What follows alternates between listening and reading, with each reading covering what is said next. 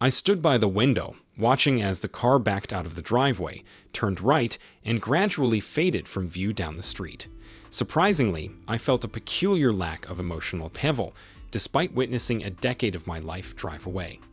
Shouldn't there have been a flood of sentiments? Shouldn't I have been more than nonchalant, simply thinking, oh well, I suppose I should attend to that leaking faucet? As I made my way to the kitchen, I mentally replayed the events of the past half hour.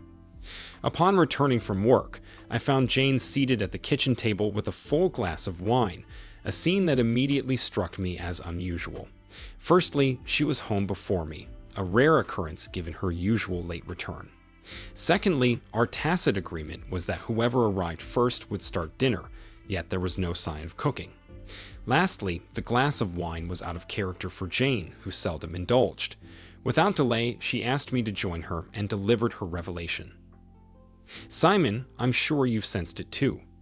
Something has felt off between us for the past 6 months. I can't pinpoint the cause, whether it's me or you, but there's a disconnection.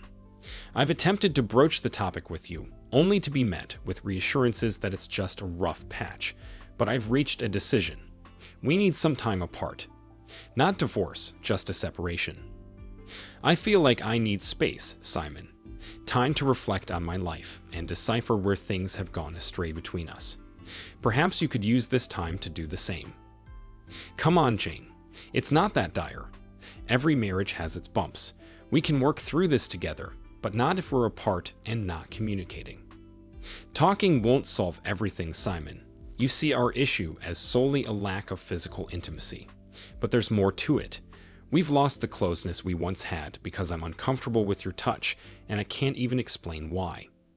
I still love you just as much, but something's not right, and I need time to figure it out. So you're suggesting we throw away 10 years of marriage? No, Simon. I'm suggesting we take a breather. I've already packed my things. I'll be staying with my sister until I find a place. I'll check in with you once a week. With that, she rose, mentioning an appointment with her sister, and left without so much as a goodbye kiss, leaving me with a clear understanding of where I stood. News of Jane and my separation spread quickly among our circle of friends. Most offered sympathy and made efforts to lift my spirits. Jane maintained weekly calls, asking about my well-being, and I'd respond with assurances that I was coping. In turn, I'd inquire about her, and she'd claim to be doing fine. Each time, I'd tentatively broach the subject of her returning home, only to be met with a vague not yet. 6 weeks passed, and unsettling rumors began to surface. Whispers insinuated that Jane had taken up with a live-in boyfriend. I resisted believing such gossip, clinging to the hope that she truly desired solitary reflection before reconciling. Yet, as the rumors persisted, I resolved to investigate. Determined to put these whispers to rest, I planned to discreetly locate Jane's whereabouts. However, my inquiries yielded no leads. It seemed no one was willing or able to divulge her location. Suspicion began to gnaw at me. During dinner with my friends Neil and Mia, I confided my apprehensions, inadvertently mentioning my intention to hire a private investigator. Neil's glance at Mia, followed by her subtle nod, foretold a revelation. "Save your money, Simon," Neil interjected, his tone grave. "The rumors are true. Most people in our circle are aware, but they cared too much to tell you." "Tell me what?" I demanded, my heart sinking. "Jane left you for Oscar Young," Neil divulged. "Oscar Young? Who on earth is Oscar Young? I've never heard of him." "He's a colleague of Jane's," Neil clarified. "She's been involved with him for nearly a year. I reckon she initiated the separation as a contingency plan in case living with him didn't pan out as expected. And everyone knew this, yet no one thought to inform me." I seethed. What wonderful friends I have.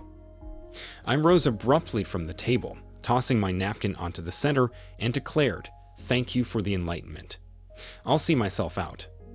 As I walked home, a storm of realization churned within me.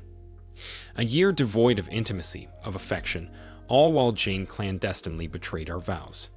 I had waited obediently, naively, while my supposed friends knowingly watched me suffer in silence. But the time for waiting had ended. The following morning, I promptly scheduled an appointment with the Corliss Investigative Agency and provided them with a retainer. Detailing Jane and Young's workplace, I instructed them to gather all pertinent information about the two. Returning home, I began crafting a comprehensive list of tasks necessary to sever ties with Jane. I intended to await the detective agency's report before finalizing my plans, ensuring I was fully prepared.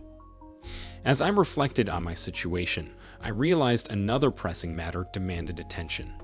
Enduring nearly 16 months of celibacy due to Jane's rejection and subsequent separation, I resolved to reclaim my desires. Knowing Jane's penchant for meticulous planning, I pondered the possibility of her anticipating my reaction and devising countermeasures, particularly regarding infidelity accusations that she could leverage in a divorce. Realizing the potential futility of my initial list, I started anew, recognizing the need for immediate action. Certain actions needed swift execution, not procrastination. Furthermore, I identified strategies to retaliate against Jane, pondering whether she had contingencies in place for her own downfall.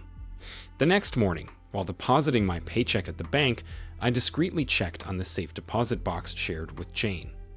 Observing her frequent access to the box, I deduced she was monitoring my movements closely, poised to react at the first sign of suspicion. With a moment's consideration, I removed the 5 certificates of deposit from their envelopes and used the bank's copy machine to duplicate them.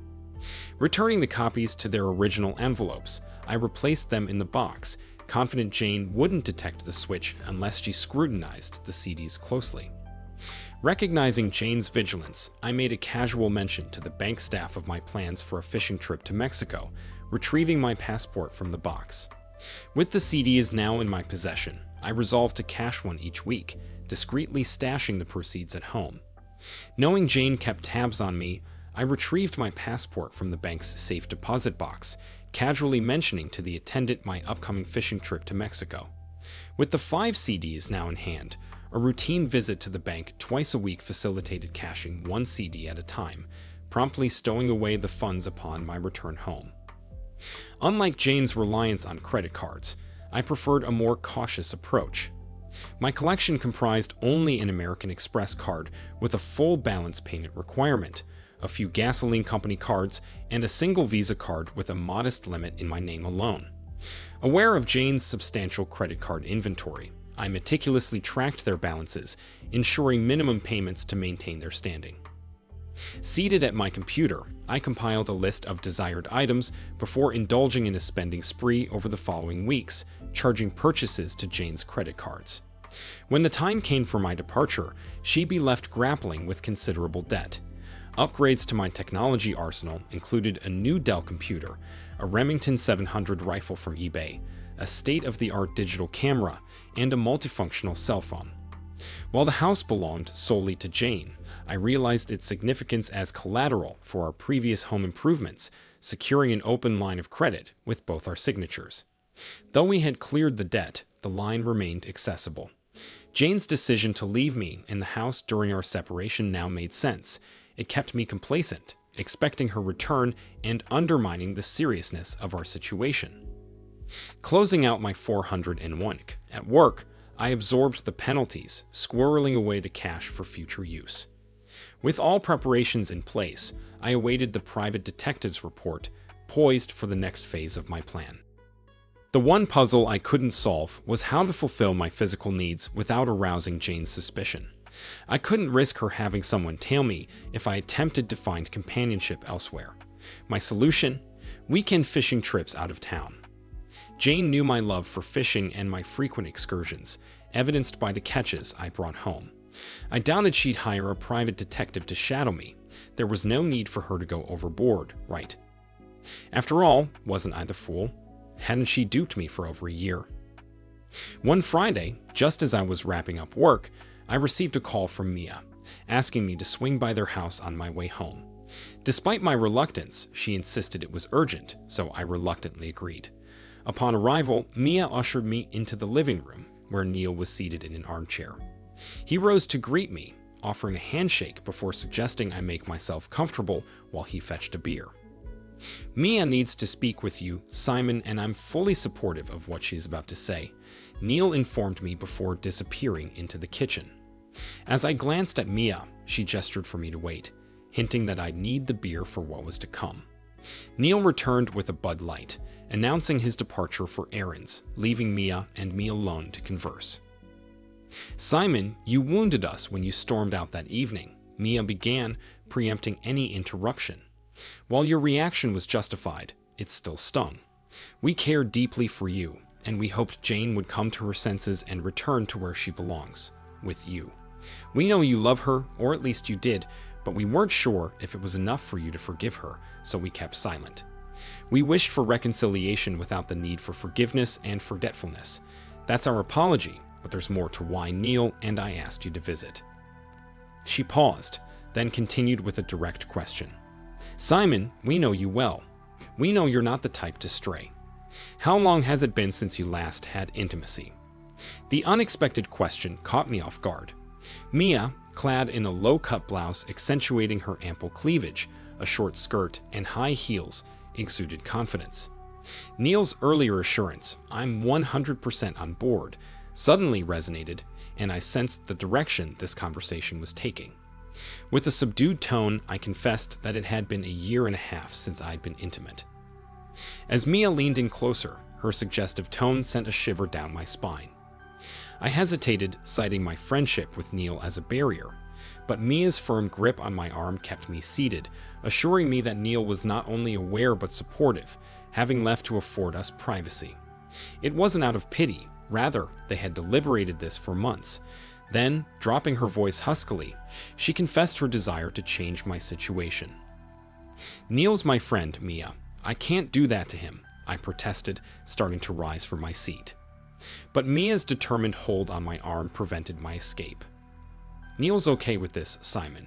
He left to give us some time alone. It's not about pity or mercy, it's about mutual understanding. Neil and I have discussed this extensively. You have something we want, so hopefully I can help you, and you can help us, she explained, her voice unwavering. I don't understand, I stammered, still reeling from Mia's revelation. To put it plainly, Simon, Neil is sterile, and we want a child. We want you to be the father, Mia stated matter-of-factly. Her words hit me like a ton of bricks. I sat there in stunned silence, unable to comprehend the enormity of what she was proposing. Finally finding my voice, I managed to utter, but you said you knew I wouldn't betray Jane. I did, Mia acknowledged, her tone steady. But that was before you learned the truth about Jane's actions. Now that you know, you're free from the commitments you made to her. Why me? I asked, struggling to grasp the reasoning behind their request. We want someone we know, someone we trust, to be the father, Mia explained patiently. We want you to be involved in the child's life, to be their godfather, and always be there as Uncle Simon. This doesn't make sense, I protested, feeling overwhelmed by the weight of their proposal. Mia countered, it makes perfect sense. Consider the uncertainties of relying on an anonymous sperm donor. What if something happens to Neil and me? Who better to care for the child than Uncle Simon? And in worst-case scenarios, like needing a liver transplant, would we be able to locate the donor? Even if we did, would they be willing to help? We've considered all possibilities, Simon. We want you to be a part of our family. We help each other, she said. Now we can go to the bedroom and get on with the continuation of our species.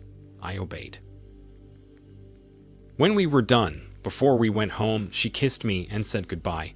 I hope you realize that this is not our last meeting of this kind. Call me tomorrow.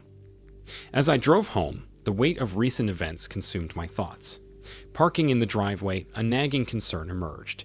If Jane had someone keeping tabs on me, my visits to Neil and Mia's house would certainly raise eyebrows. Surely, if they observed Neil's departure while I remained for hours afterward, it would arouse suspicion. The following morning, I phoned Mia to share my apprehensions. To my relief, she assured me that Neil didn't actually leave.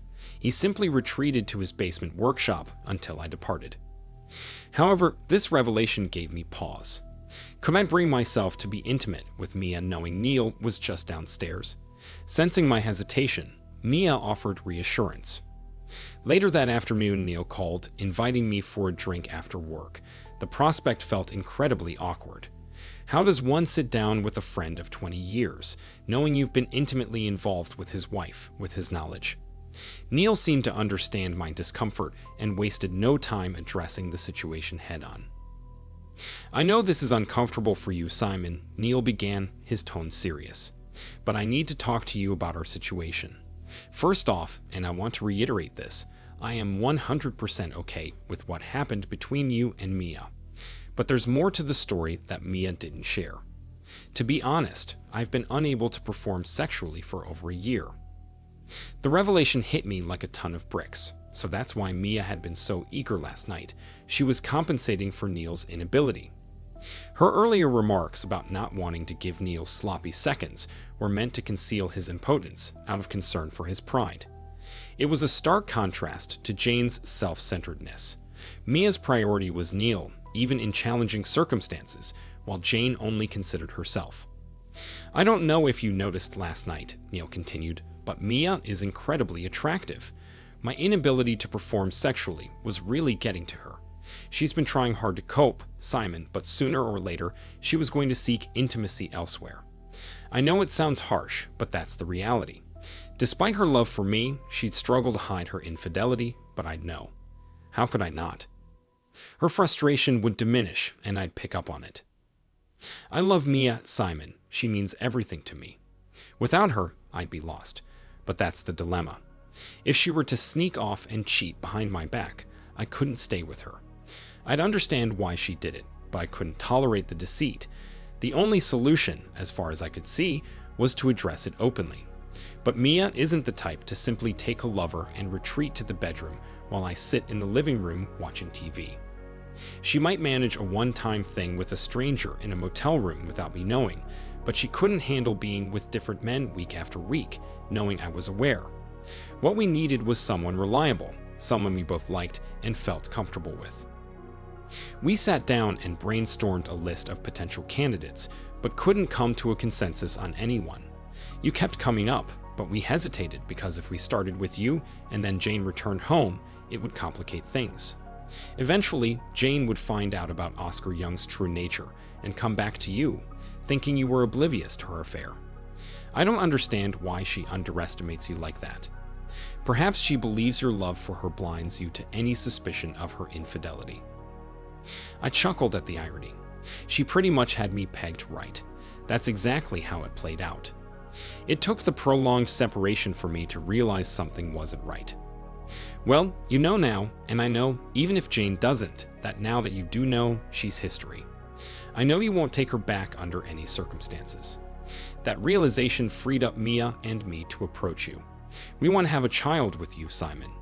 Mia needs consistent intimacy, and until the doctors can diagnose and resolve my issue, someone else will have to fulfill that need. It might sound strange, but your intimacy with my wife could save my marriage. You just need to come to terms with the fact that I'm aware and completely okay with it. I was at a loss for words. The situation was beyond bizarre, even though it had already occurred once. Neil gazed into his drink before meeting my eyes again. It's tearing me apart not being able to satisfy my wife, Simon, but losing her would be even worse. I need you to do this for me, buddy. Can I rely on you? After a moment of contemplation, I nodded in agreement. On Monday afternoon, I met with Martin Harris from the Corliss Agency. As he handed me the report, he expressed his regret, saying, "I'm sorry. Every time I do one of these things, I hope it's all a simple misunderstanding, but there's no doubt here. Your fee also covers our court appearance on your behalf if it comes to that."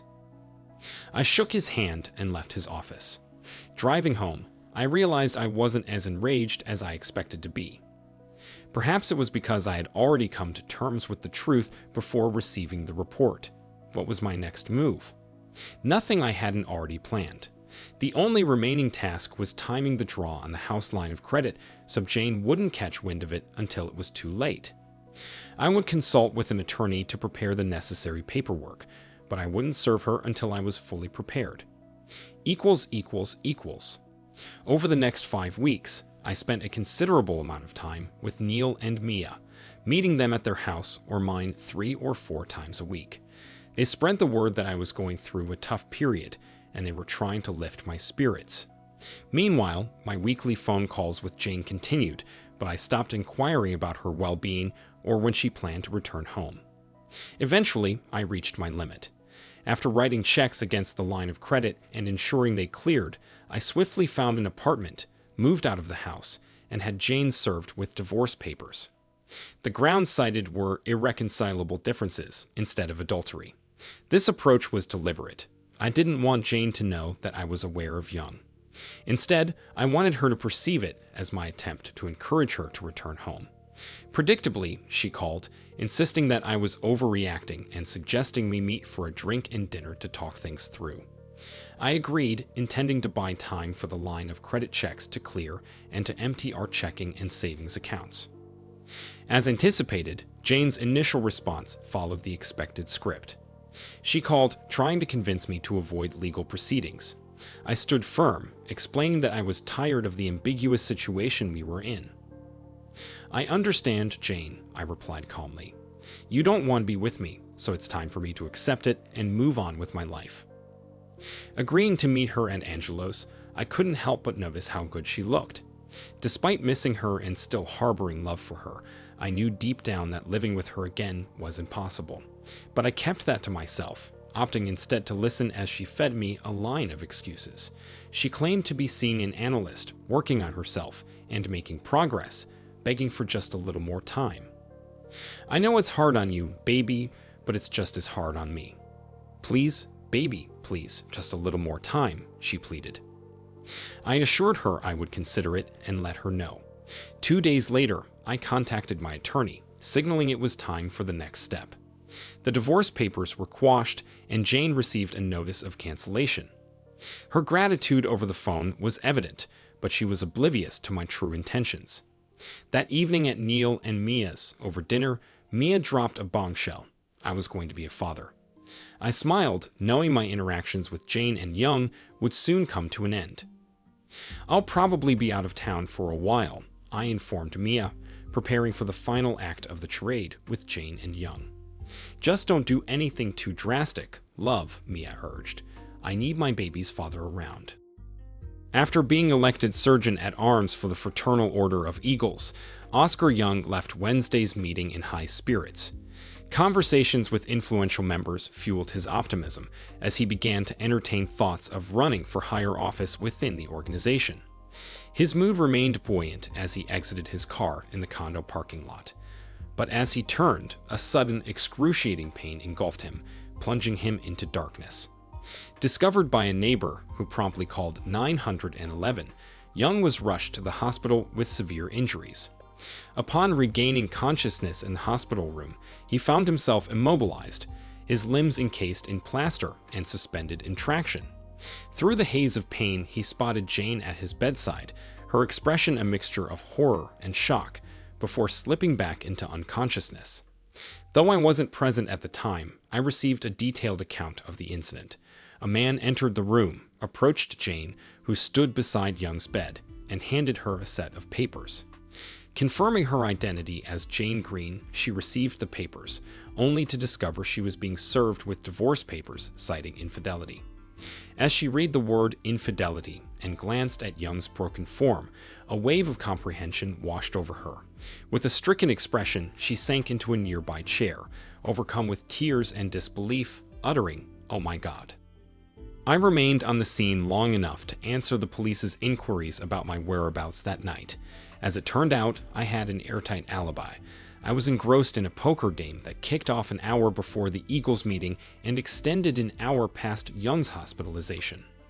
Jane inadvertently footed the bill for my alibi, although my buddies would have covered for me gratis. However, I decided to utilize her credit cards to express my gratitude. The home shopping network happily charged her Visa for the digital cameras I gifted to Q and Bob, while eBay processed her MasterCard for the laptop I bestowed upon Joseph and the 19 flat-screen monitor I gave to Ken. She even funded the purchase of the aluminum baseball bat. With 6 weeks of vacation and 3 weeks of comp time accrued, I opted for a 2-month leave of absence, leveraging my accumulated time off. Once the authorities concluded I had no involvement in Young's unfortunate incident, or at least none they could prove, I arranged to depart town for an extended fishing trip in Mexico. Prior to my departure, I instructed my lawyer to refrain from pushing the divorce proceedings. Instead, I wanted the paperwork to linger until Jane decided to contest it, at which point we would simply let it drop. We'd remain legally married, but I'd maintain my distance from her. I made weekly calls to Neil and Mia to check on developments, learning that Jane had returned to the house. However, it seemed that true love wasn't in the cards for Jane and Young, as she never visited him again following the day she was served with divorce papers beside his hospital bed. The onslaught of maxed-out credit card bills must have hit Jane like a ton of bricks, followed by the shock of discovering our savings and checking accounts were depleted, the line of credit was maxed out, and the CDs in the bank deposit box were phony. Soon after, word began to circulate that Jane was desperately searching for me, but my boss, who was privy to the situation, tactfully misled her when she reached out, implying that I had abruptly quit without notice. When Jane demanded to meet with me through my attorney, she was informed that I had dropped the divorce proceedings, settled with him, and he no longer represented me. With no other recourse, Jane resorted to filing for bankruptcy 4 months after my departure. As a result, she lost the house and had to part with her Cadillac, trading it in for a used Prius. Upon hearing this, I returned from Mexico and secured an apartment far away from her neighborhood, making every effort to avoid places where she might spot me. Meanwhile, Mia was 5 months pregnant and radiated an unparalleled allure. We resumed our relationship without the fear of being surveilled, spending nights together at each other's places 2 or 3 times a week. 2 months prior to Jane discovering my return, she confronted me in the parking lot after work. Ignoring her, I drove off, allowing her to follow me. I deliberately led her to Bud's Bar and Grill, where I intended to have a confrontation away from the prying eyes of our workplace. I was already seated at the bar, sipping on a Bud Light, when Jane stormed in, her eyes scanning the room until they locked onto me. She wasted no time in hurling insults as she made her way over. "Don't think you can run from me, you bastard." Knowing Jane's fiery temper, I anticipated her next move.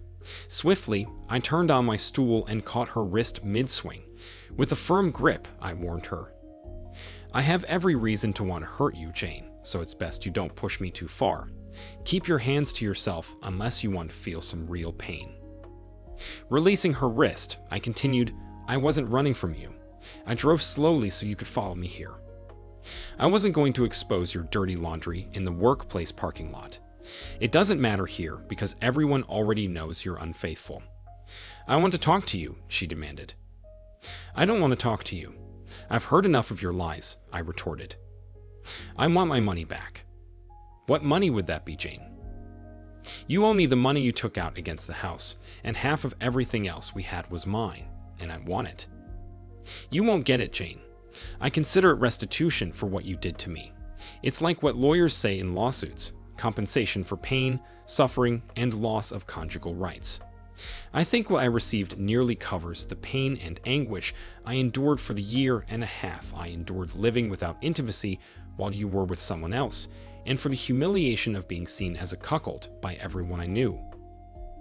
Damn you, Simon. I lost my parents' home because of you."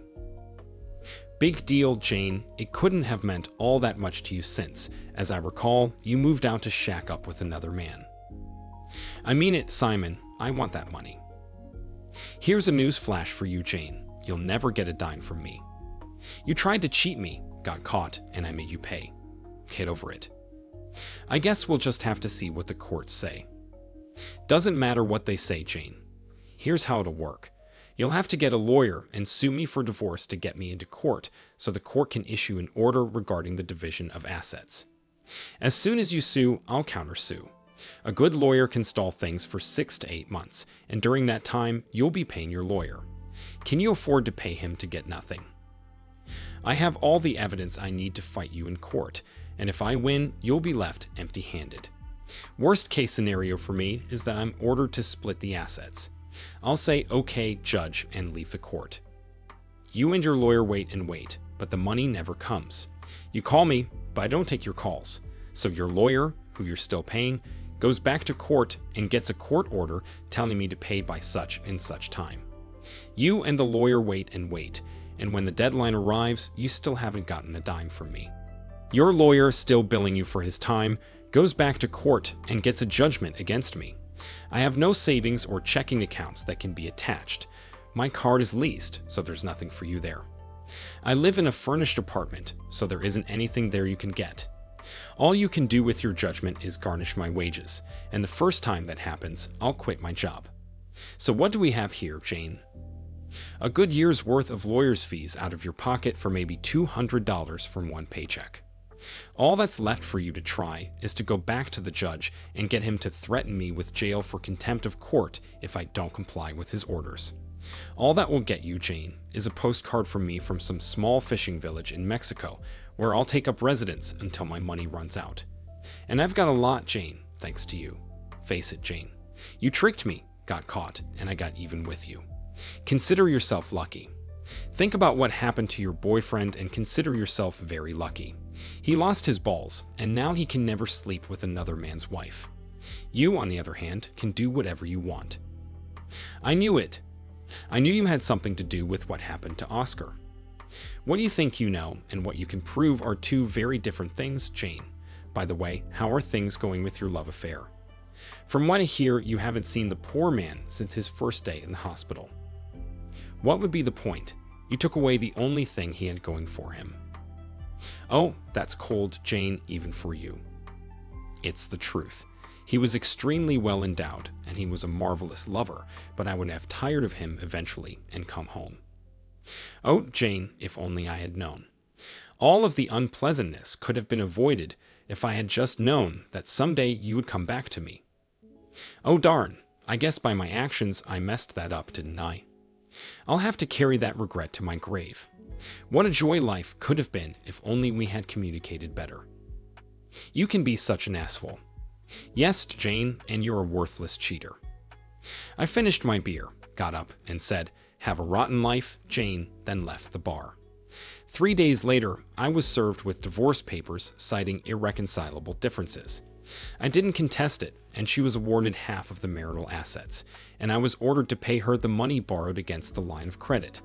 I wished her luck in getting anything and tossed the final decree in the trash. She must have believed me when I told her how things would go because I never heard from her again. One interesting thing came out of the mess. Everyone agreed that Young was a dipshit asshole, but even dipshit assholes can have a friend or two, and one of Young's was Jane's boss. He wasn't happy with the way she treated Young after his misfortune, so he fired her. Well, fired isn't the way it was put. A downturn in the economy necessitated a downsizing, and Jane was let go, but everyone knew that she was fired. She couldn't find work in our area, so she relocated to California, where she had some relatives, and no one, not even her sister, has heard from her since. There's one more chapter to this story, one that ended sadly, but also marked a glorious beginning.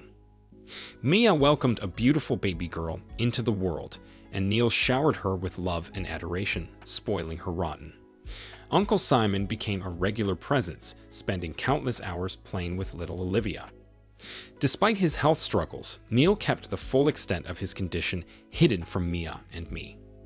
He battled cancer, a truth he chose to shield Mia from. Unfortunately, the cancer was not caught in time, and it spread rapidly. After Neil's funeral, Mia handed me an envelope marked with my name and the words, "For Simon's eyes only." Unsure of its contents, Mia explained, "I haven't seen what's inside. It's addressed to you." I unfolded the letter and read its contents. "Hey bud, if you are reading this, I'm gone. There was a reason I picked you. Yes, it was me, not Mia, to father our child. I knew I wouldn't be there for them, and I wanted someone I knew I could trust to be around to watch over them. I knew I could count on you, so you got elected. Don't let me down, bud. Take good care of our girls." I handed the letter to Mia, who read it and began to cry. I held her close, offering whatever comfort I could. Once her tears subsided, she looked at me and asked, "What are you going to do?" "I'm going to do exactly what he knew I would do," I replied. "I'm going to take care of our girls." 6 months later, Mia and I exchanged vows and were married. honoring Neil's wishes and continuing to support each other through life's challenges. The second story. I loathed the regular gatherings at the county club. It felt like there was always some excuse for a lavish party where a bunch of affluent individuals could indulge in their egos. My wife, Sherry, adored these events and eagerly anticipated them. Unfortunately, over the last year or so, she started drinking excessively, leading to moments where she embarrassed both herself and me. Sherry and I had been married for 24 years and had 3 college-aged children. We met during my MBA, and there was an immediate connection. However, our relationship had cooled down about a decade ago, and I assumed it was a natural progression. I longed for more affection and quality time together, but I didn't want to pressure her. I accepted that the rest of my life would lack romance. I had a great job with a substantial income, which was necessary as putting 3 kids through college was expensive. Despite the financial strain, we were still well off. Sherry didn't work and had no desire to, instead dedicating her time to community work and social engagements. She still maintained her looks remarkably well, thanks in part to frequent trips to the spa and salon. I was pretty average, with a bit of a bulge around the middle and some gray creeping in at the temples. I dressed well, mostly because of my job and my wife's penchant for shopping. While I was competent at my job, I didn't find it fulfilling. I longed for something new, something that would bring me joy without worrying about the paycheck, and I wanted to relocate. Our house was too big for just the 2 of us, and the upkeep was draining. But my wife refused to even entertain these ideas. She was attached to her big house, the country club, and her wealthy friends. At one of these gatherings, I wandered around the club, engaging in small talk about trivial matters. As the night dragged on, I nursed my drink while Sherry seemed to be just getting started. It was clear she had been drinking more than usual, and it was starting to show. A group of local socialites, 8 or 10 of them, were engaged in a rather candid conversation as I approached. Sensing the direction, I decided to make myself scarce. But just as I was about to leave the room, I heard Sherry's voice, louder than usual.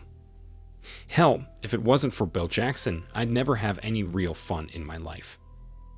The group fell into sudden silence as some of the ladies noticed me nearby. Sherry, apparently sensing the change, turned and spotted me, her judgment clearly clouded by excess alcohol. "Travis, I had no idea you were there. You weren't supposed to hear that, darling." "My apologies, my bad," she said, punctuating her words with drunken giggles, sounding almost childlike. The women nearby didn't know how to react. Some quietly walked away, while the others sat in silence. Sherry looked at me with a silly smirk, as if she had just pulled off something mischievous. I set my glass down on a nearby table and made my way out of the room and the club. Instead of going home, I headed to the airport and 30 minutes later boarded a commuter flight to Reno. I always preferred Reno over Las Vegas. With each passing moment, my understanding of my relationship with Sherry became clearer. Things that had previously eluded me were now falling into place. A weekend in Reno seemed like it would provide further clarity. I switched off my cell phone. I easily secured a room at one of the casinos without any hassle. After opening an account with $20,000, I was swiftly granted a complimentary room. One interesting aspect of these casino accounts is that, unlike banks, they aren't subject to federal regulations, meaning no reports need to be made to the government. While any significant winnings must be reported, deposits into your account remain untraceable. Gambling wasn't really my thing, but I found their banking system intriguing. By the time I woke up, it was already noon on Saturday. Sitting down to a burger and fries, I pondered my situation. I found Reno appealing. Its comfortable climate owed to its high altitude and the abundance of services due to gaming made life convenient. Taking a stroll down by the Truckee River, I couldn't help but notice the symbolism of broken marriages. While I wasn't planning on a Reno divorce, the idea of symbolically adding my ring to the river intrigued me. On my way back to the hotel/casino, I passed a realtor's office with enticing pictures in the front window. Suddenly, the idea of owning a condo in Reno made perfect sense. After an hour in the office and a couple of hours driving around, I discovered a small furnished unit that I really liked. The only hitch was I couldn't buy it while still married. Fortunately, I managed to negotiate a discreet lease-to-buy agreement with a substantial deposit. The idea of the big deposit was mine, and the seller loved it. Early in my marriage, one of the best decisions I made was to take charge of our family finances. Sherry wasn't particularly keen on handling figures or banking, so she happily let me handle the bills as long as she could enjoy spending the money. That evening, I treated myself to a lovely sushi dinner. Before turning in for the night, I deposited an additional $10,000 from my Visa card into our casino fund. Despite my dislike for the cash advance fee, I deemed it worthwhile in this instance. The next morning, I was up early and decided to have breakfast at the casino restaurant. A plate of eggs, bacon, hash browns, and toast was just what I needed. As I sipped my second cup of coffee, I couldn't help but notice that my waitress had a noticeable black eye. She tried to hide it by brushing her hair forward, but it was still quite visible. She was a pleasant-looking woman in her mid-40s, diligently serving customers from table to table. It seemed like she was new to the job, as she was trying a bit too hard. A seasoned waitress would have been more composed and confident, but I admired her determination to do well. "Your name tag says Joyce. Is that your real name?" I inquired. "No, my name is Joan, but Joyce was the closest name tag they had," she replied. "Well, Joan, I'll have one more cup of coffee, and I promise to leave a generous tip if you tell me about the black eye."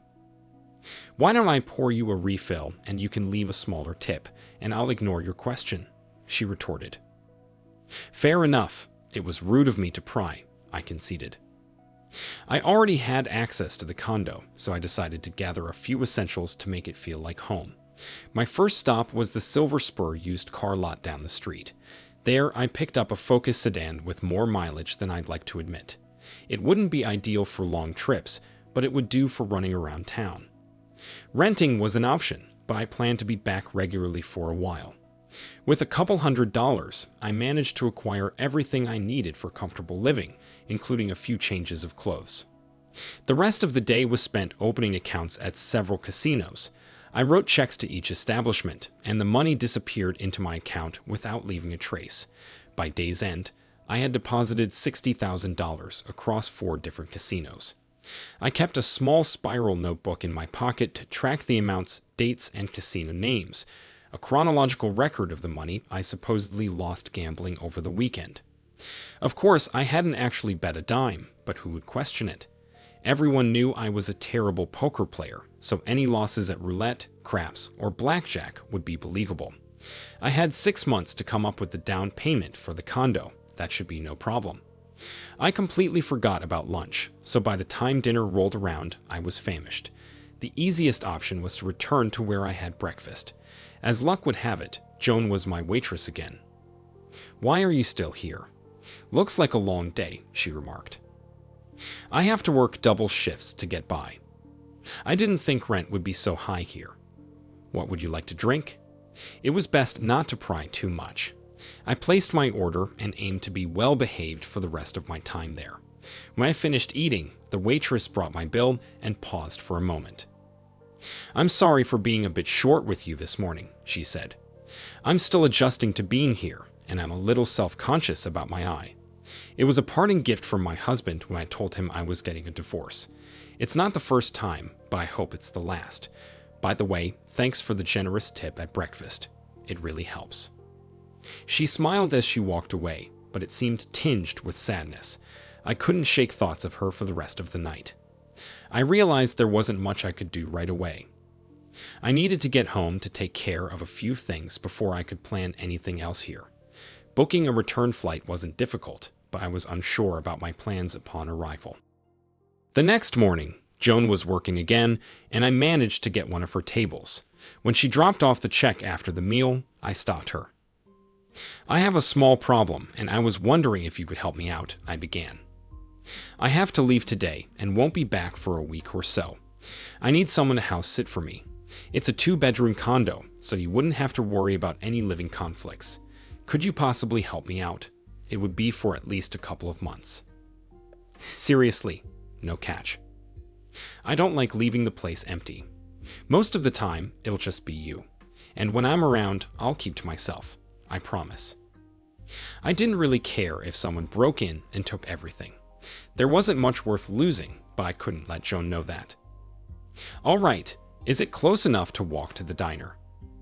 It's pretty close, but I'm leaving you my car too. Just make sure it always has gas for when I come back. I'll give you a heads up. There's a machine on the phone. Joan just stood there looking at me. I think she was worried it might be some sort of setup. I didn't have time to convince her otherwise. Here's the condo key and the car key. The car's parked at the condo. It's a dark blue Ford Focus. Here's the address for the condo. If you're not comfortable with it, don't go. I'll pick up the keys when I come back next Friday. I scribbled the address on a napkin and handed it to her. She took the napkin and keys, still looking uncertain. Joan, don't stress over it. If you're in, great. If not, that's okay too. An hour later, I was on my flight home. I'd have preferred to stay in Reno. After picking up my car from the long-term lot, I swung by the house. Sherry's car was gone, so I grabbed a few things for the week ahead. I packed underwear, clothes, shoes, and my laptop in less than 10 minutes. I also grabbed my passport and birth certificate. The company had some kitchenette units on consignment, and I could use one as I pleased. I booked one for the next 2 weeks. After putting my laptop battery on charge, I called my eldest son, Jason. I explained that his mother and I were having some issues and I'd be busy for a while. I asked him to let his sisters know not to worry. All 3 were at Auburn. I got a discount, but out-of-state tuition was still a pain. At least I could afford it. After hanging up, I plugged in my cell phone and jumped in the shower. All I'd had on the plane was a bag of peanuts. I was eager for a proper meal. Monday was a whirlwind. First thing in the morning, I headed to the bank and secured a hefty second mortgage on the house, leaving me in a situation where I owed more than the house was worth. But that was just a temporary setback. By the end of the month, things would be different. I hammered out a deal with Auburn, straight from the bank, to prepay tuition for the kids. The bank wired $240,000 directly to the school, leaving me with a cashier's check for just over $200,000 to take to Reno. I cashed in a couple of CDs despite the penalties and closed out my money market account. I decided to hold off on touching the credit cards until later in the month. By then, I was already late for work. My trusty secretary greeted me with black coffee and a knowing grin. "Good morning, Mr. Bell. Are you going to fill me in on what went down at the county club on Friday, or should I just rely on the gossip mill?" "Melissa, believe every word of it. Anything else you need to know?" I asked. Without skipping a beat, she replied, "What do you need me to do to help?" "Get me all the info you can on Bill Jackson. I think he used to work here, but I'm not certain. Have the staff take care of all my scheduled work without giving them a reason. Also, reschedule any appointments or meetings I've set up," I instructed her. Melissa flashed me a big smile and a thumbs up as she left the office. I had originally thought it would take weeks to sort everything out, but now it seemed like I could wrap it all up in a week. I called my lawyer and set up an immediate appointment. On my way out, I informed Melissa that I wouldn't be taking or returning any calls from my wife, and security was to keep her out of the building. Lenny Proctor, a college friend, and I got along well, but he never cared for Sherry. Given that, I thought he'd be the ideal person to handle my divorce. "I was at the country club on Friday, Travis, so I think I know why you're here," Lenny said when I arrived. "You're right," I replied. "I'm not trying to be a smart ass, Marty, but it's about time," Lenny said. "Again, you're right. I figured as long as I wasn't being publicly humiliated, I could handle it. That changed on Friday," I admitted. "I need access to all your accounts and a couple of powers of attorney. I'll have my assistant prepare everything and then give you a call. Anything else I should know?" Lenny asked. "Well, Lenny, I'm afraid the trauma of what happened on Friday triggered something in me. I've become addicted to gambling. I spent the weekend in Reno and lost thousands of dollars. I'm going back next weekend, and I'm afraid it'll be worse," I confessed. "Key, that's terrible, buddy. I assume you're keeping some kind of record or documentation of all these losses," Lenny replied with a big smile. "I have, and I will. I guess it would be a good idea if I send you copies of everything," I agreed. Most definitely. You know, Marty, I don't think we should talk about this anymore, do you? Lenny suggested. You're right. Do you need anything else? I asked. I'm good, Marty. Get the hell out of here and take care of business. Take this financial worksheet with you. Fill it out and bring it back when you come in to sign those forms tomorrow. I got your back, buddy, Lenny reassured me. It was around that time I realized I'd missed lunch. Melissa had a nice little sheet waiting for me with information about Bill Jackson. She recommended I speak to Rose Parker in the personnel department before doing anything else. Rose, a stalwart of the company for what seemed like eternity, ran a tight ship and excelled in her role. Her business suit and tight bun were as much a trademark as her unwavering confidence, which could be a tad intimidating to anyone encountering her. So when Melissa insisted I meet with her, it was clear this was serious business. Good afternoon, Mr. Bell. Please take a seat. She greeted me, attempting to ease the tension, but it was like sitting in front of a stern nun. Despite being a grown man in a significant position, I couldn't help but feel somewhat awestruck by her presence. She closed the door behind me. Melissa briefed me on the situation. I don't indulge in office gossip, but I deal in facts, she began, her tone serious. 3 years ago, Bill Jackson confided in me. I made a promise of confidentiality at the time, but it seems that promise can no longer hold. If anything I say offends you, feel free to leave and our conversation will end. Do you understand, Mr. Bell? Yes, I do. I believe I can handle whatever you tell me without resorting to a temper tantrum, I replied, trying to lighten the mood. She gave a slight frown, unamused by my attempt at humor. About 3.5 years ago, your wife, Sherry, approached Bill Jackson at a company function. There was a fair amount of alcohol involved, and by the end of the night, Bill and Sherry had engaged in a hookup in one of the private offices. Bill was about to get married the following month. Sherry threatened to expose him to his fiancée if he didn't continue to see her. He hoped she would relent after he got married, but she didn't. For months, she blackmailed him into dating her. In desperation, he turned to me for help and had to disclose the entire affair. Naturally, I couldn't betray his trust and disclose this to you or anyone else. The best solution I could offer was to transfer Bill to another office. Once he relocated to Dallas, Sherry left him alone. Bill never disclosed this to his wife. Any questions? It seems Mr. Jackson was just as much a victim in this mess as I was. I was considering some form of retaliation, but that seems rather foolish now. Any suggestions, Mrs. Parker? Now that you're aware, you have the control. I think you should just let it go.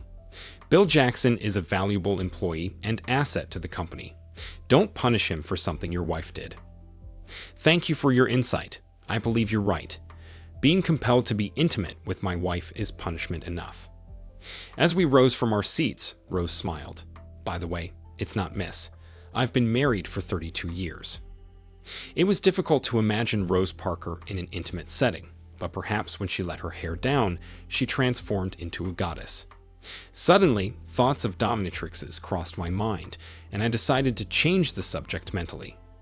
I had more pressing matters to attend to than Rose's personal life. Melissa had rescheduled all of my appointments, leaving me with a clean slate. My wife called 3 times, refusing to believe I was in Baltimore, as Melissa had said.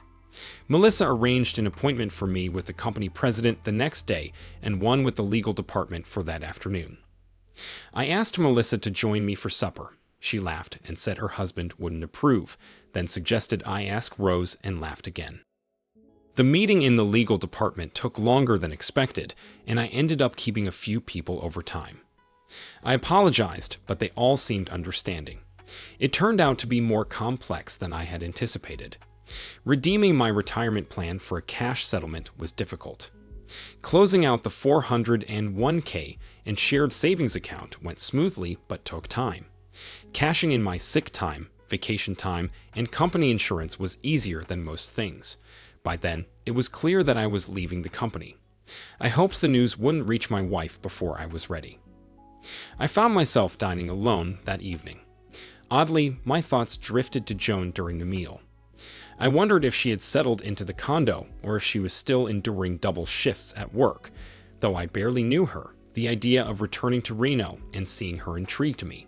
It felt somewhat juvenile, and I attempted to dismiss it from my mind.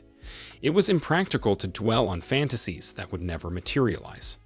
The following morning, I cashed in 2 whole life insurance policies and terminated 2 term policies. I was astounded by the cash value the whole life policies had accumulated. I could collect the checks the following day. While my car was insured by the company, I canceled the insurance on Sherry's Lexus. The lease was in her name, but the insurance was under mine. Before heading to work, I stopped by Lenny's office, submitted the financial form, and signed a stack of papers his secretary had prepared. Melissa had coffee ready for me when I returned to the office. "Not to pour salt on your wounds, boss, but you should talk to Kurt Jenkins down in settlements before meeting with Matthew," Melissa said.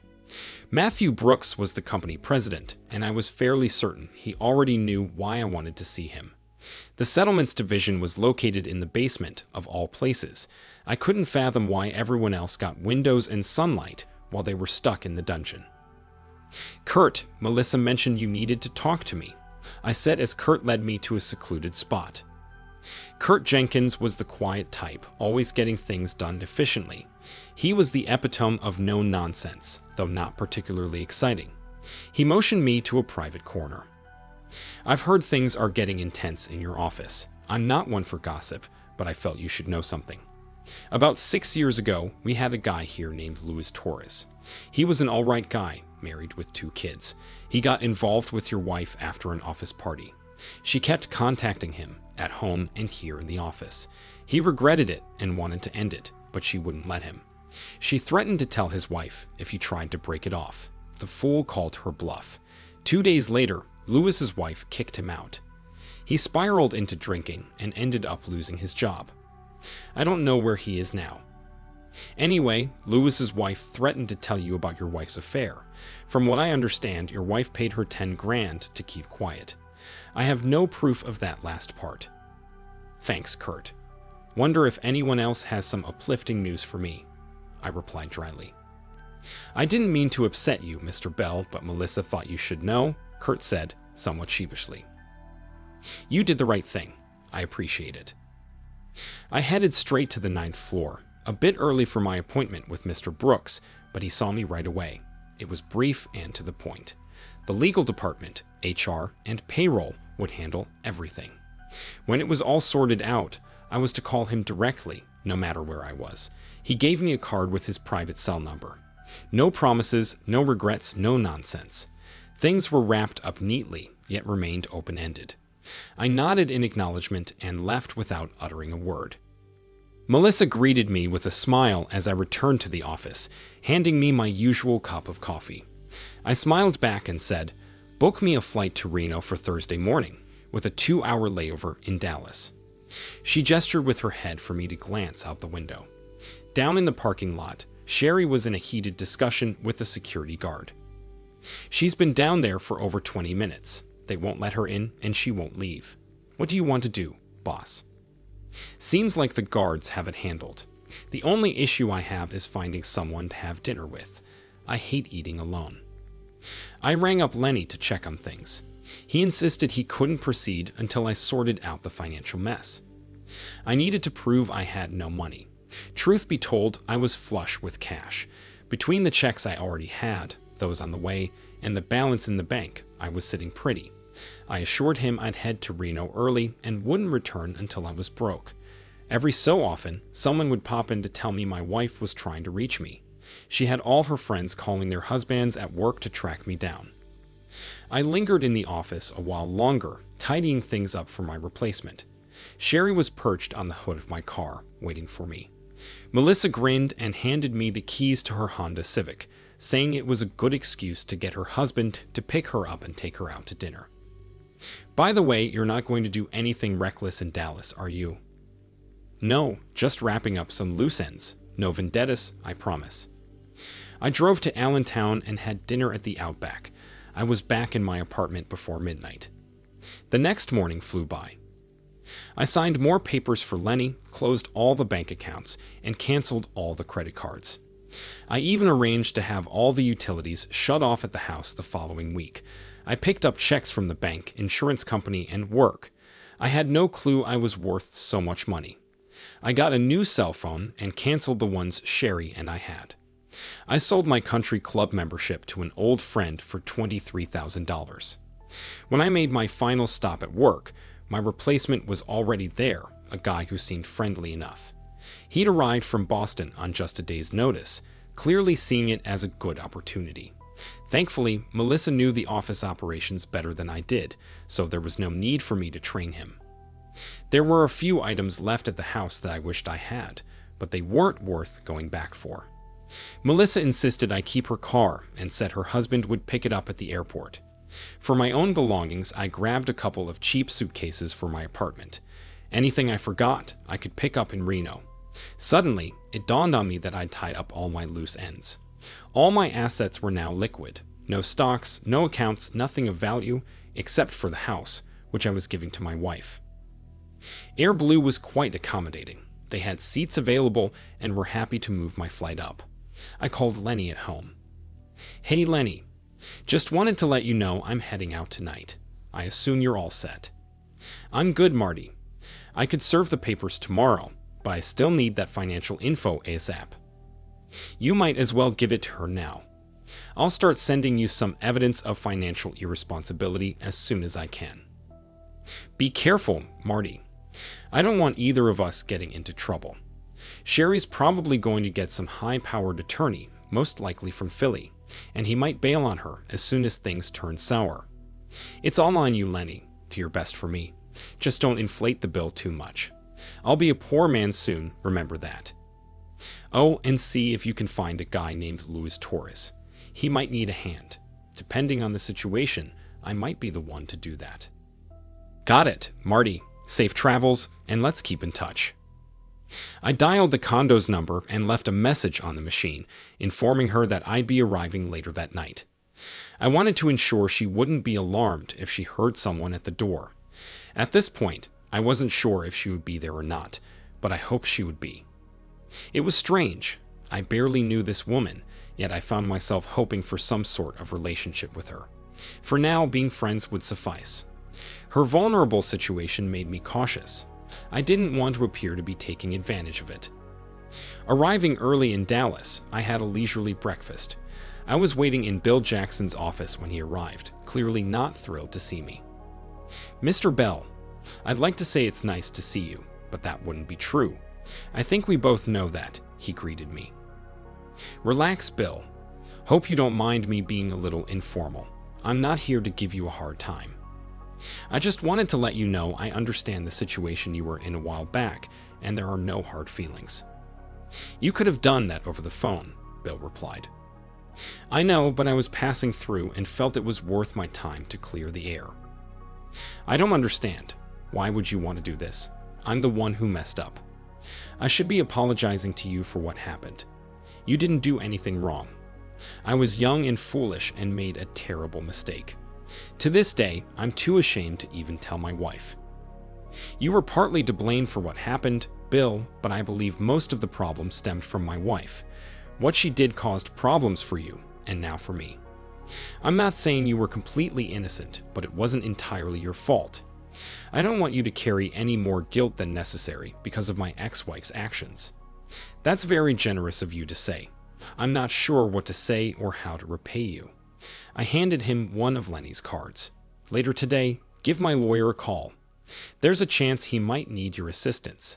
It will be kept discreet. He might say he doesn't need anything at the moment. At most, he might request a notarized statement confirming the affair. I assure you, it won't get back to your wife."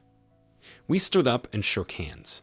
It felt strange considering he was one of the men who cuckolded me, but I thought it was appropriate. Bill Jackson was a decent man who didn't deserve to have his life torn apart over one mistake, even if it had happened multiple times.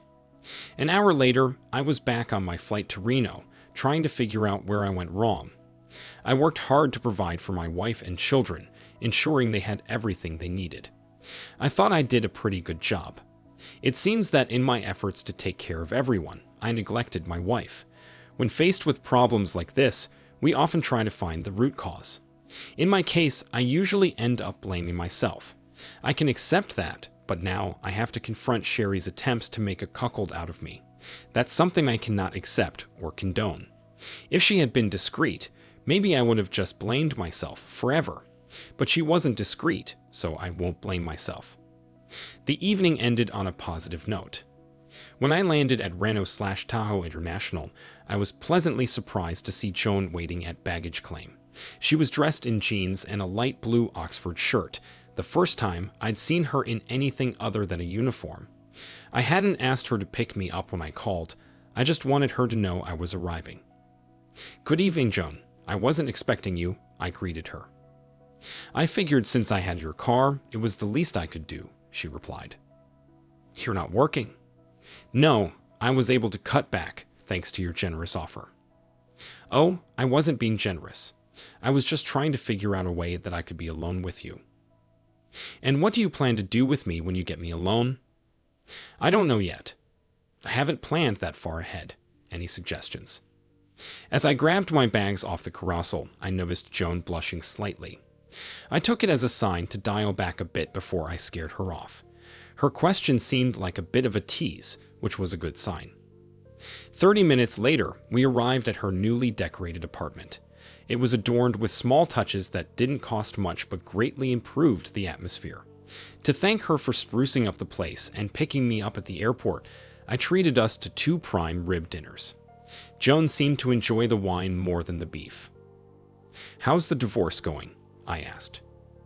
"Terrible. I still have 3 weeks before I can even apply. You need 6 weeks to establish residency. I thought this would be easy, but it's been a nightmare. I should have just done it back home. Why didn't you?" Joan pondered for a moment, toying with her food before responding. "Getting away from Marco was more important than the divorce. It's just a piece of paper. It won't protect me from more beatings. I think I used the idea of divorce to justify leaving. It didn't matter where I went. The important thing was that I left." What Joan said resonated with me. Initially, divorcing Sherry seemed crucial, but now I wasn't so sure. All I wanted was to prevent her from benefiting from the marriage, and unless I had plans to remarry, it didn't really matter. I had no desire to do so. The rest of the evening was spent discussing more mundane topics like hobbies, movies, and books. Joan didn't have any children, and I didn't pry into why. We slept in separate bedrooms that night. Joan had already left for work by the time I stirred awake. A fresh pot of coffee greeted me, and that was all I needed. I was still feeling stuffed from last night's feast. After a brisk shower, I got down to business. "Lenny, how's my favorite lawyer?" There was a heavy sigh from the other end of the line. "Not good, Travis. I've got some bad news for you. Can you promise not to shoot the messenger?" "Oh, come on. I've only been gone a day." "What's happened now?" "Sherry's caused a storm. She found out about the bank accounts and other things. After calling the police, she got a restraining order against everything under the sun. All your accounts are frozen, even though they're empty. You can't go near her or the house. You can't take anything from the house. You can't contact your kids, even though they're adults. Most of it's nonsense, but it'll take a lot of time and money to sort it out. She's even brought the SEC into it regarding your 401 and retirement accounts. Somehow she's got the IRS poking around. Travis, I don't know how to say this, but I want no part in any of it. I'm out. Do you understand?" I felt overwhelmed. "So, I guess you won't be handling the divorce for me." "You got it, buddy. Just so you know, she's also hired a private investigator to find you." "I wonder how she's paying for all this." "Don't know, and I don't care. Just remember, if the cops or feds come asking about your whereabouts, I'll have to tell them. I'm not risking my career for you, even if we're friends." "I get it, Lenny. Protect yourself. I'll sort things out my end. I won't be calling you for a while." "Thanks for understanding, buddy. I hoped you would. Take care." With that, I hung up, feeling the weight of the situation settle heavily on my shoulders. Well, that threw a wrench into my plans.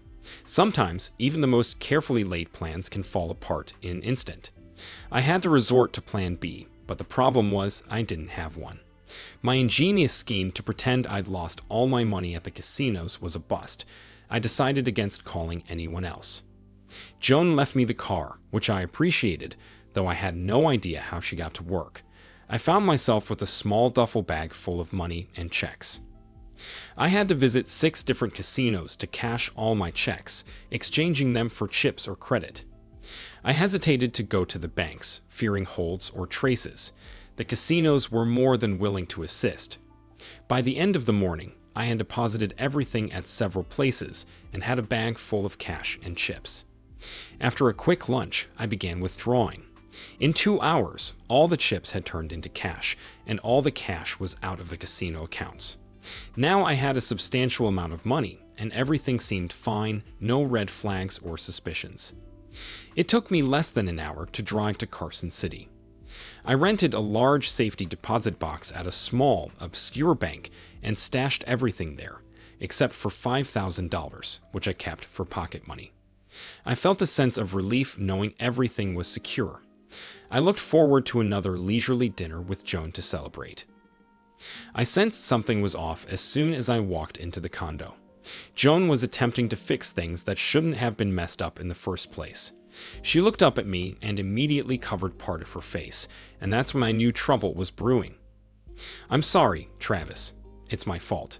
I don't know how he found me, and I didn't realize he was following me until I got into the apartment. I should have been more careful. I am really sorry," Joan murmured, her hand slowly lowering away from her face. She had a new shiner and a fat lip to accompany it, a large bluish bruise covering the right side of her face. "Was it Marco?" Travis asked. Joan nodded. "He had his 2 brothers with him. They're out looking for you now. Marco told me not to leave the condo." "Where are they looking?" "I gave them the names of 3 casinos. The idiots don't even know what you look like. I don't think they're thinking straight." It was a no-brainer. They couldn't stay, and they couldn't call the cops. They left everything behind, heading west, and spent the night in a small off-road motel in Grass Valley. Despite having only 1 bed, Travis was a gentleman. He brought some takeout back to the room and got some makeup for Joan.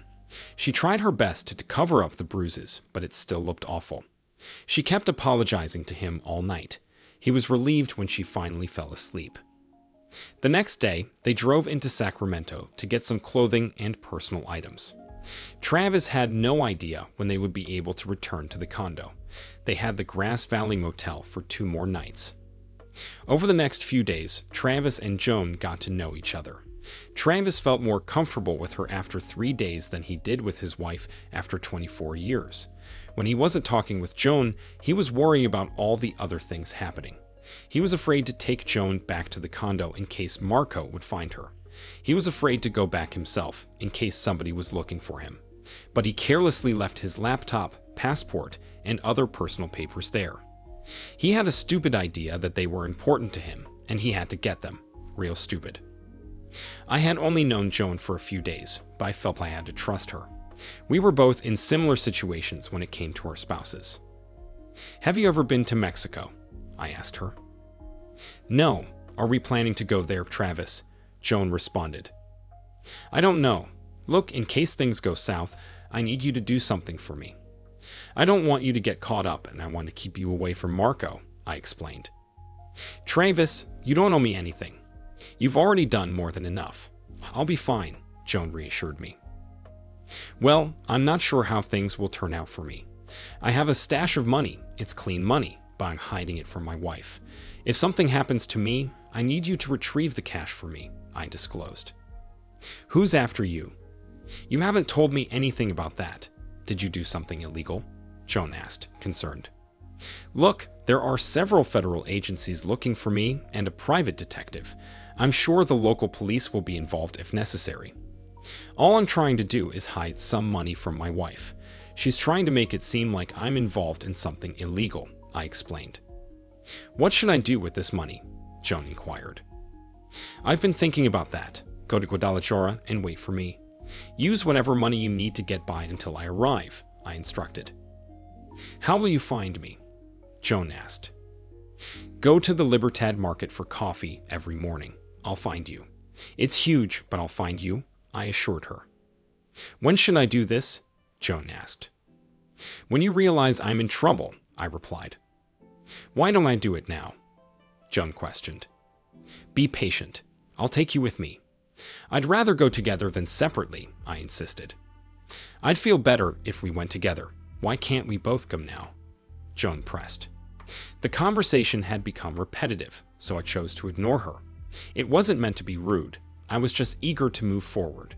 2 hours later, we crossed the pass and arrived in Carson City. Joan's name was added to the access for the safety deposit box, and she received her own key. Upon returning to the condo, I parked half a block away. The complex had a lower-level parking area beneath the units, open to the outside but covered. I instructed Joan to wait in the car until I confirmed there wouldn't be any issues. What kind of issues? I had no clue. Given recent events, anything seemed possible, and unfortunately, it happened. As I walked through the parking area, scanning for anything suspicious, it occurred. Travis Bell. Turn around. He was a slight man, somewhat wiry.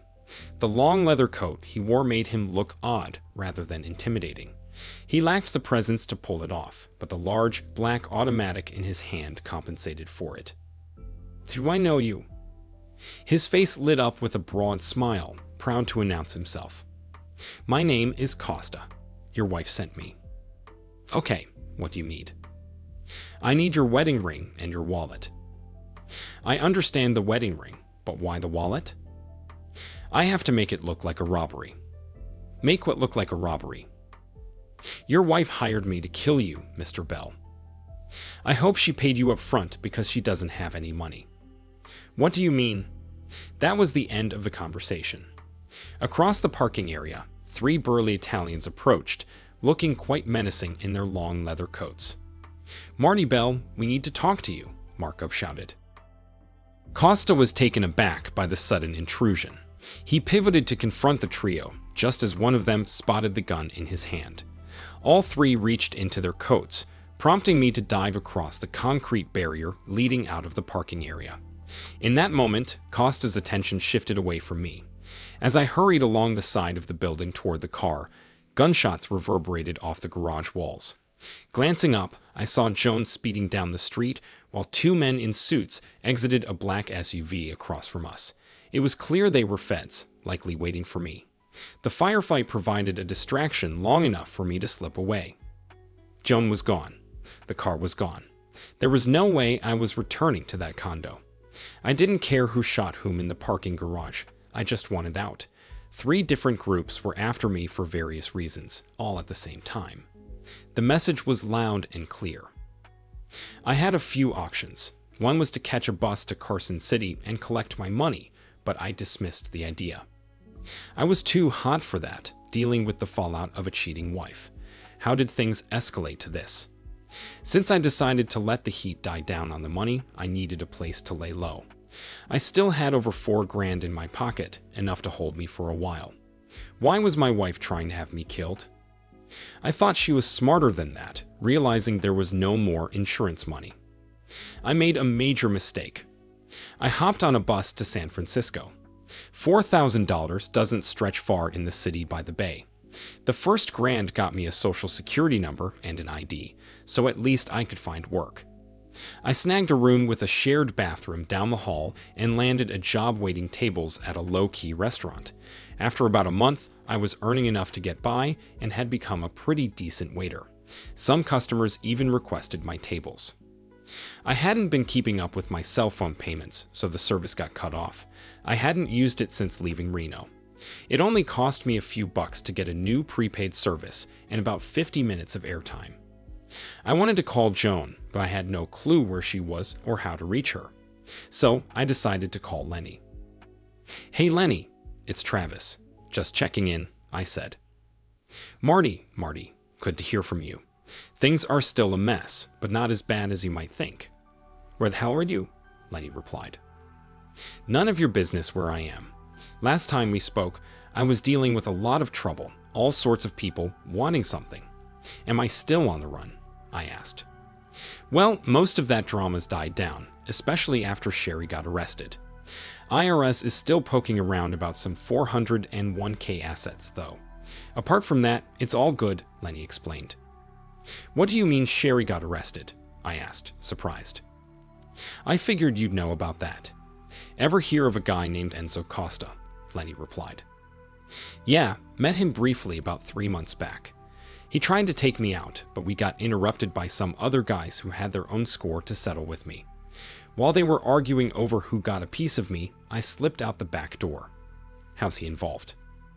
Sherry hired Costa to bump you off, but Costa ended up getting shot pretty bad out in Reno, and he spilled everything to the cops. He said Sherry was planning to stiff him on a 10 grand contract, so he turned on her. Surprisingly, the cops bought it and slapped her with charges. She's stuck in jail waiting for her trial because she can't make bail. Lenny, I'd love to lend a hand, but considering she tried to have me killed, I'm not exactly feeling charitable. Her folks should be able to cover her bail, but I'm not chipping in. I'll see what I can do, Marty. No one seems too interested in you right now. Want me to kickstart the divorce proceedings again? We've got solid grounds this time. Sure, why not? A divorce would tidy things up, though I couldn't care less anymore. Might make life simpler. I've got all the paperwork from before. I think I can still use most of it.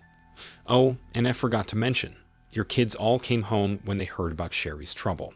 They were worried at first, but lost interest once they heard the facts. They want you to give them a call and let them know you're all right. I'll reach out to them as soon as I can. How's the money laundering scheme going? Terribly. I lost control and lost contact. I'll try to check on it next week. Sometimes, no matter how solid the plan seems, it just falls apart. All right, keep me posted, buddy. One more thing, Lenny. Did Sherry ever say why she wanted me dead? Not that I know of. I figured it was for the insurance, not realizing you'd canceled it. I checked in with the kids and everything was fine. They felt relieved knowing the tuition had been prepaid. They were curious about what happened between Sanda and me, but I couldn't bring myself to tell them. Some things would have to wait. I borrowed a car and drove up to Carson City. The safety deposit box was empty. I wished she had at least left a note. It wasn't fair to complain, though, since I had given her the key and access to the box. Did she go to Guadalajara, or did she find a place where I couldn't find her? There was only one way to find out. There were several small travel agencies in my San Francisco neighborhood. Most of them catered to group tours for compatible people, which I didn't quite fit into. After searching, I finally found a tour to my favorite Mexican city with a last-minute cancellation that I could qualify for. It was the first time in my life that I had to scrape together enough money for something. The trip wasn't too expensive. I just didn't have much money. I felt comfortable because a few of the guys on the trip worked at the same restaurant as me. Most of them had signed up for side trips, but I had other plans. The first 2 days turned out to be a letdown. The Libertad market was larger than I had imagined. In hindsight, it was a poor choice on my part. I hated to think that maybe Joan had decided to take my money and go somewhere more exotic. Perhaps she was in Bangkok or Tahiti. There was certainly enough money in that safety deposit box to live just about anywhere she wanted. I didn't know whether I should sit and wait for her to walk by, or if I should wander around and look for her. In the end, I did both. By the third day, it was getting tedious. It's about time, Travis. Where the hell have you been? I turned and saw Joan standing with her hands on her hips. She wore a wide-brimmed straw hat with a red band around it. Say something, damn it. I've been going nuts here, not knowing if you were even alive or not. I didn't say anything. I walked over and kissed her for the first time. I don't know why I hadn't done it before, but I was glad I did it now. That's quite a weak explanation. Perhaps you should give it another shot. With the second kiss came a tight embrace as I lifted her off the ground. Joan, I missed you so much. You still owe me an explanation for where you've been the last month, but we can talk about that later. Let's head home and grab some lunch. Hand in hand, we strolled through the market. For the first time in a while, I felt genuinely happy and content. Travis, don't be mad at me, but I used some of your money. Most of it is in the bank, but I needed a place to live, so I bought us a house. I hope you don't mind. There was a lot of money in that bank account. It was a beautiful hacienda in a picturesque city, and I was with an incredible woman. I love it when a plan comes together. Sherry's parents managed to raise her bail money and cover her legal fees. Lenny had no trouble getting her to sign the divorce papers. She ended up with a 5 to 8 year sentence for attempting to have me killed. We never did find out why. Bill Jackson gave Lenny a deposition, but he never needed to use it. Lenny tracked down Louis Torres, who was sober but struggling. When Lenny asked how he could help, Louis said he wanted a hot dog pushcart. I felt a bit better for $2,400. I resolved my issues with the IRS for $4,000. Costa is in jail in Nevada with Joan's husband and brothers. We're not sure how long they'll be there. Now I was free to return home. My old job, now with a promotion, awaited me. The law was no longer after me. Once Joan's Mexican divorce is final, we plan to tie the knot. The kids will join us for the wedding during spring break. While our house in Guadalajara is beautiful, we're pretty sure we won't stay there full-time. Joan wants to keep it as a vacation home. Melissa is eager for me to return to work, especially with the new position, which is a promotion for both of us. Joan is open to going anywhere, as long as we're together. She's curious to meet Sherry, so that should be interesting. Things didn't go exactly as planned, but who am I to complain? The third story. Hey there, Molly. Mind if I call you Molly? Dr. Victoria inquired, then plowed ahead without pause. So, Molly, what exactly are you looking to achieve from our sessions together? Having gleaned an overview of the Powell's marital dynamics from their initial video consultation, Dr. Victoria aimed to have Molly articulate her own aspirations and objectives. Ensuring alignment among all involved parties stood as a crucial foundational step in their journey through marriage counseling. Today marked Dr. Victoria's inaugural session with the Powells, Molly, and Michael.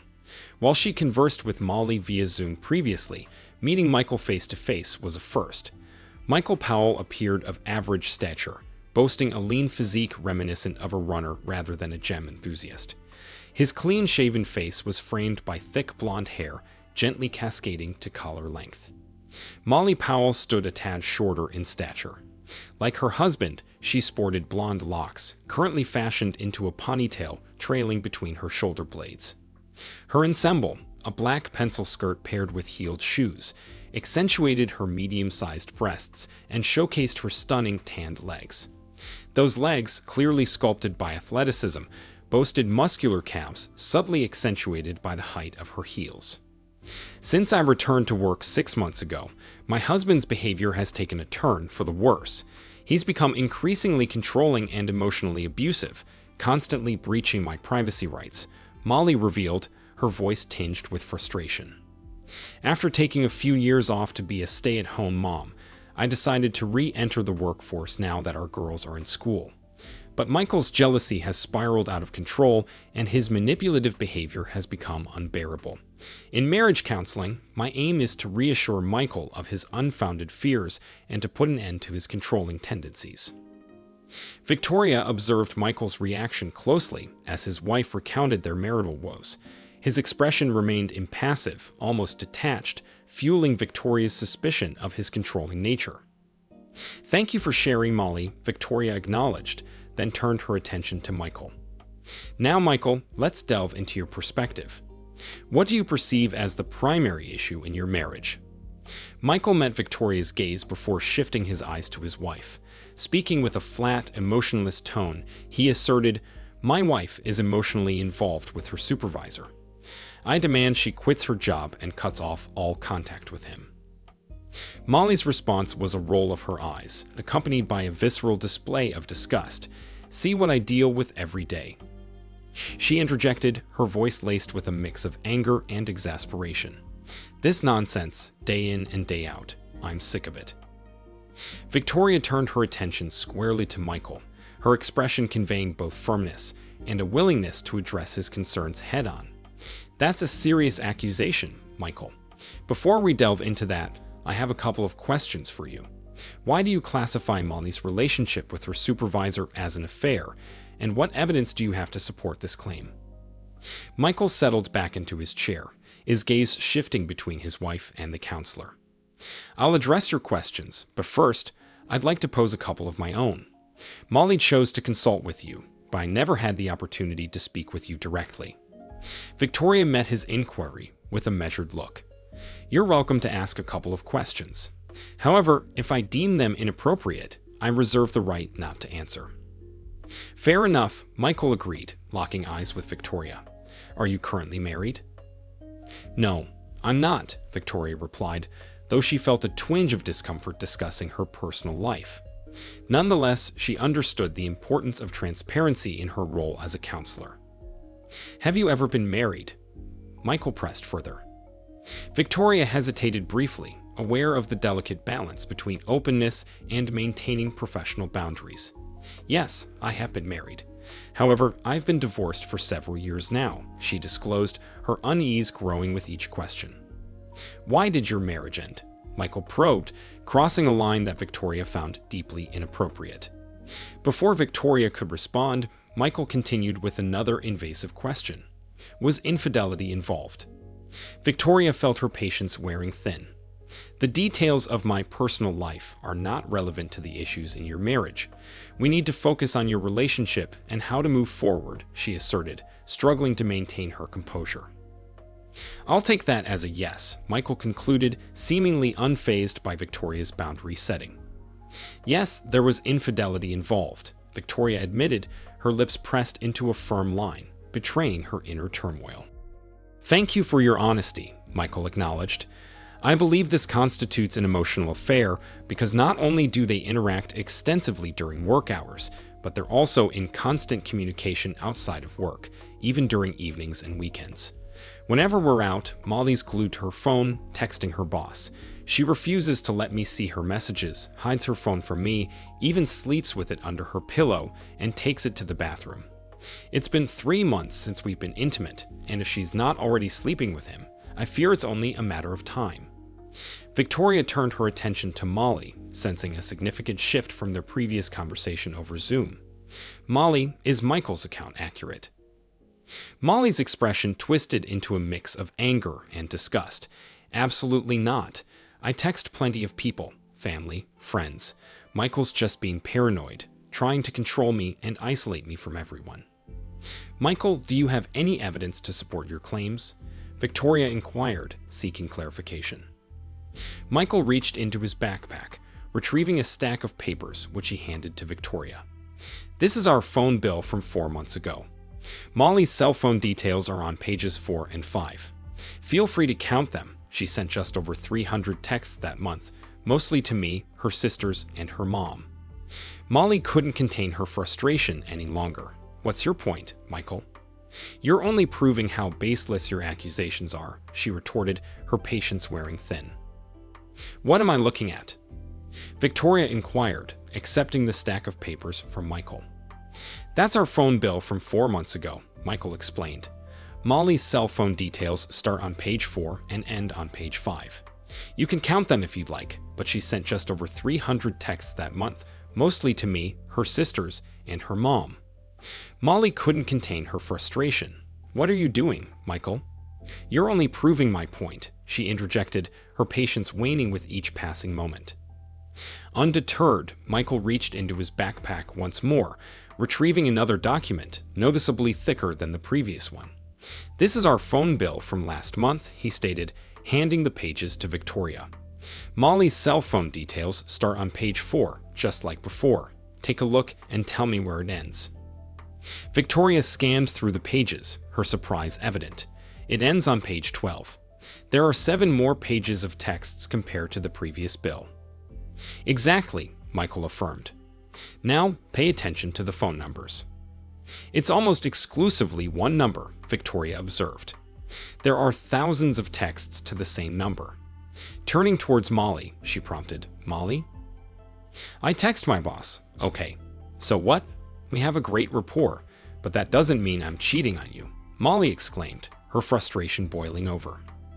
Victoria glanced between the two, noting the stark contrast in their demeanors. While Molly was visibly agitated, Michael remained eerily calm and composed. Prove it, Michael challenged, his statement hanging heavy in the air.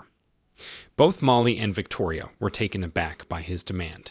It wasn't Molly's responsibility to prove her innocence. The burden lay squarely on Michael's shoulders to substantiate his accusations. "How can I prove a negative?" Molly retorted, frustration evident in her voice. "You can't expect me to prove something that isn't happening. It's as absurd as your belief that I'm having an affair." "I'll be satisfied if you let me read your texts," Michael insisted, extending his hand. "That's all it takes." Molly turned to Victoria, a mixture of exasperation and disbelief evident on her face. "Can you believe this? This is exactly what I meant about having no privacy," she vented, rolling her eyes at Michael. "Fine, you want to read my texts." With a resigned sigh, she retrieved her iPhone from her purse and unlocked the screen. "Here. Afterward, I expect an apology and for this absurd topic to be dropped." Michael reached into his backpack, producing a laptop and a cable. With swift movements, he connected Molly's iPhone to the laptop, explaining his intentions. Molly's panic was palpable as she watched him navigate the device. "What are you doing?" she demanded, her voice tinged with fear. "I've installed recovery software for iPhones," Michael explained calmly. "This will retrieve all deleted texts, photos, and videos." He tapped a few keys on the laptop, his gaze fixed on the screen. "No!" Molly's scream pierced the air as she lunged for her phone, snatching it away from Michael along with the sync cable. Victoria was taken aback by Molly's sudden outburst, while Michael seemed unfazed, almost expecting it. "Molly," Victoria interjected gently, "this doesn't look good. It gives the impression that you're hiding something." "I have a right to privacy," Molly asserted, her gaze fixed on Michael. "I'm your wife. You have to trust me." Victoria nodded in agreement, directing her attention to Michael. "She's absolutely right. Trust is fundamental in a marriage. Everyone deserves their privacy." Michael shifted his focus between Victoria and Molly before addressing them. "Do you know the difference between privacy and secrecy?" Molly's response carried a hint of aggression. "Why don't you enlighten us, Michael?" Michael began to delineate the distinction. "Privacy is a fundamental aspect of marriage. Want to use the bathroom behind a closed door? That's privacy. Keep a diary or journal? That's privacy too. Privacy is neutral. It neither helps nor harms the marriage." "But secrecy is a different story," he continued. "When you engage in relationships or conversations with others, excluding your spouse, that's secrecy. It's detrimental to the marriage. You know those texts you're exchanging with your boss? Keeping them from me, it's secrecy. And you know they'll hurt our marriage. That's why you won't let me see them. Because deep down, you know if I do, it'll end in divorce." Tears streamed down Molly's face as she spoke, her voice choked with emotion. "That's not true. While some of our texts may have crossed a line, I haven't cheated on you. I wouldn't ever do that," she pleaded, her sobs growing softer. Victoria turned to Michael, seeking clarity. "Where does this leave us, Michael? Your initial counseling goals seemed rigid, leaving little room for compromise. Are you considering forbidding Molly from working?"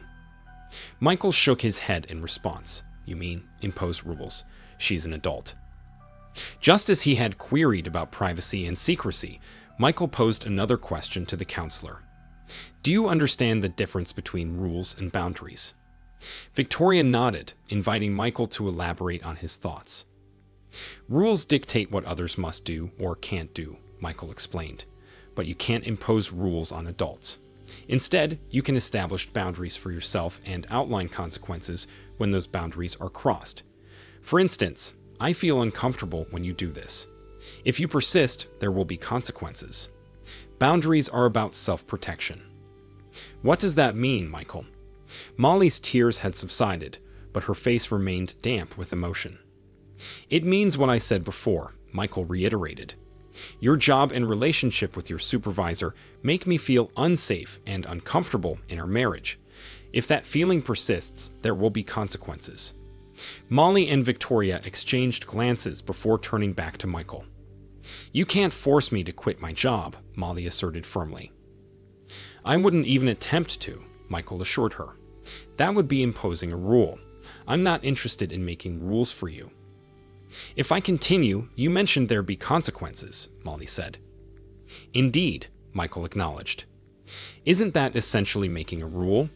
"You're imposing a decision you've made onto me," Molly exclaimed, exasperated.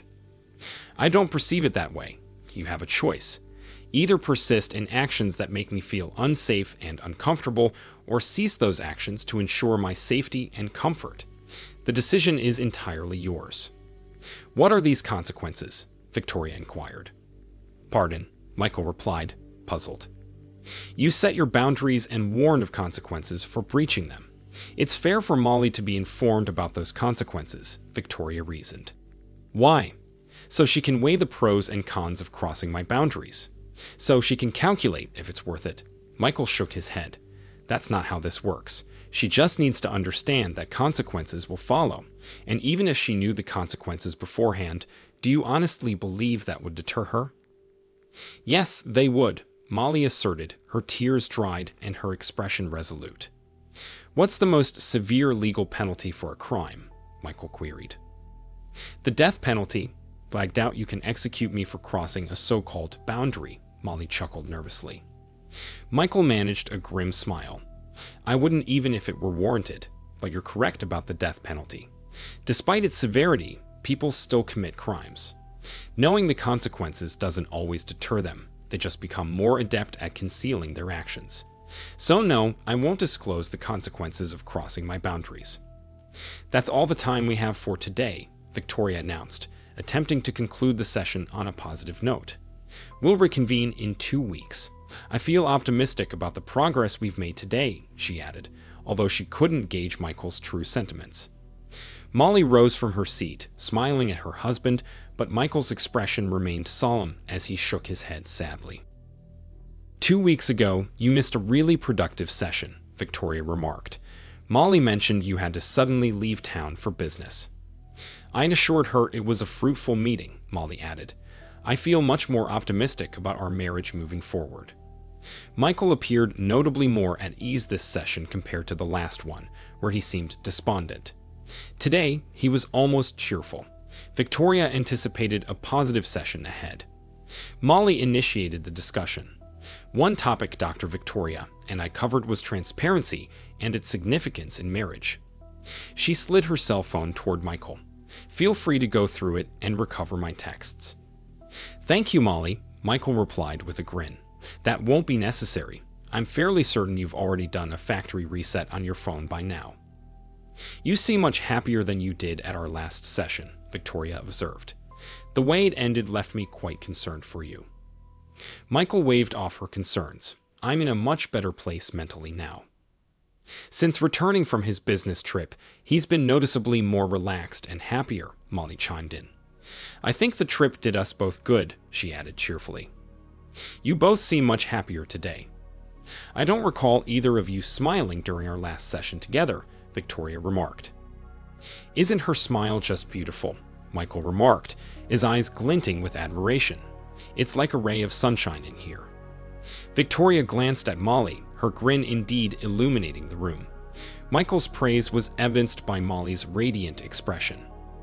"I've always loved seeing her smile," Michael continued fondly. "I've got countless pictures of her on my phone, each one capturing her happiness. Let me show you my favorite one. It's Molly at her absolute happiest." With that, Michael retrieved his phone, displaying the cherished image for Victoria and Molly to see. Molly's smile was infectious, her eyes reflecting pure joy and contentment. Glancing up at Molly, Michael reminisced, "Remember this moment, Han?" You were beaming. "I'm not sure where that was taken exactly," Molly replied, gesturing to shrink the image. "Could you zoom out?"